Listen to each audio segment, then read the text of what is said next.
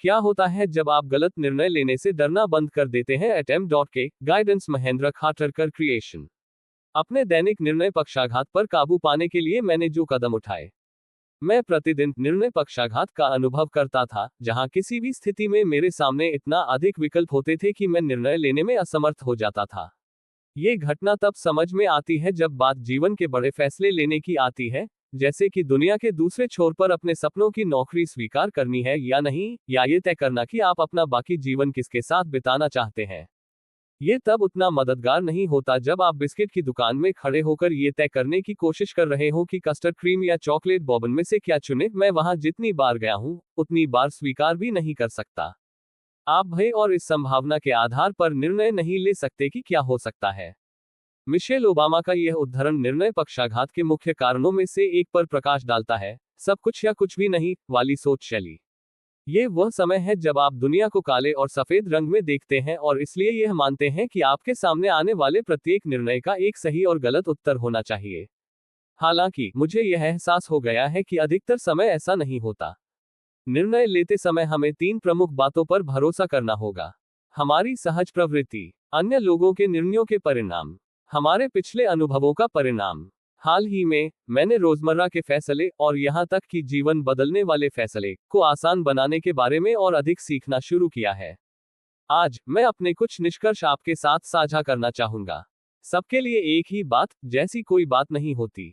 अपने निर्णय के लिए अन्य लोगों के निर्णयों के परिणामों पर निर्भर रहना समस्यामूलक हो सकता है, क्योंकि उस निर्णय तक पहुंचने वाले कारक और उनके कार्यों के परिणाम हमेशा अद्वितीय होते हैं। संक्षेप में, आप अपनी स्थिति की तुलना किसी और की स्थिति से नहीं कर सकते। कुछ महीने पहले, जब मैं चिंता से जूझ रहा था, तब मैंने अनगिनत स्वयंभू स्व सहायता गुरुओं और सोशल मीडिया के प्रभावशाली लोगों को मानसिक स्वास्थ्य के संबंध में व्यायाम के लाभों की प्रशंसा करते देखा। तो मैंने इसे आजमाया। मैंने एक जिम की सदस्यता ले ली, उम्मीद है कि शायद यह मेरी चिंता को दूर कर देगा। पहले कुछ हफ्तों तक मुझे बहुत अच्छा लगा। मुझे अपने स्वास्थ्य को प्राथमिकता देने और एक नई दिनचर्या स्थापित करने में मजा आया। लेकिन तभी अचानक मेरी चिंता पूरे जोर से वापस आ गई। डॉक्टर से 2-3 बार मिलने के बाद मुझे पता चला कि मेरे लगातार वर्कआउट की वजह से दिल की धड़कनें बढ़ गई थी, जिसकी वजह से कई बार बिना किसी डर के पैनिक अटैक आए, जो एक नया और बेहद डरावना अनुभव था। मुझे पहले से कहीं ज्यादा थकावट महसूस होने लगी। मैंने ये निर्णय लिया कि बाकी सभी के लिए क्या सही रहेगा, और इसका परिणाम मुझे ही भुगतना पड़ा। ये पता चला है कि धीमी गति से योग सत्र और प्रकृति में लंबी सैर मेरे लिए बेहतर काम करती है। अपनी जिम सदस्यता रद्द करने, योगा मैट और कुछ अच्छे वॉकिंग शूज खरीदने और अपने वर्कआउट रूटीन को बदलने के बाद मेरी चिंता काफी कम हो गई। निर्णय लेने के मामले में सब पर एक जैसा प्रभाव जैसी कोई बात नहीं होती। हम सभी की जरूरतें अलग अलग होती हैं, अलग अलग व्यक्तित्व होते हैं, अलग अलग जीवन शैली होती है। इसलिए आइए हम भीड़ का अनुसरण न करें, बल्कि अपने अंतर्ज्ञान पर भरोसा करना सीखें।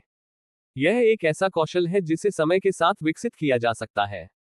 इससे मुझे मदद मिली है। अपने शरीर की सुने। कोई भी निर्णय लेते समय इस बात पर ध्यान केंद्रित करने का प्रयास करें कि आप इसके प्रति शारीरिक रूप से कैसा महसूस करते हैं। क्या ये बेचैनी और बेचैनी है या उत्साह और संतुष्टि? उन पलों के बारे में सोचें जब आप किसी निर्णय के बारे में अनिश्चित महसूस करते थे और परिणाम वैसा नहीं होता था जैसा आपने उम्मीद की थी।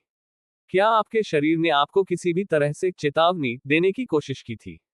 ज्यादा न सोचें। आपकी शुरुआती प्रवृत्तियां आमतौर पर सही होती हैं। उनके साथ बने रहें। कभी कभी आपका अंतर्ज्ञान आपके दिमाग से पहले ही जान लेता है कि क्या सही है।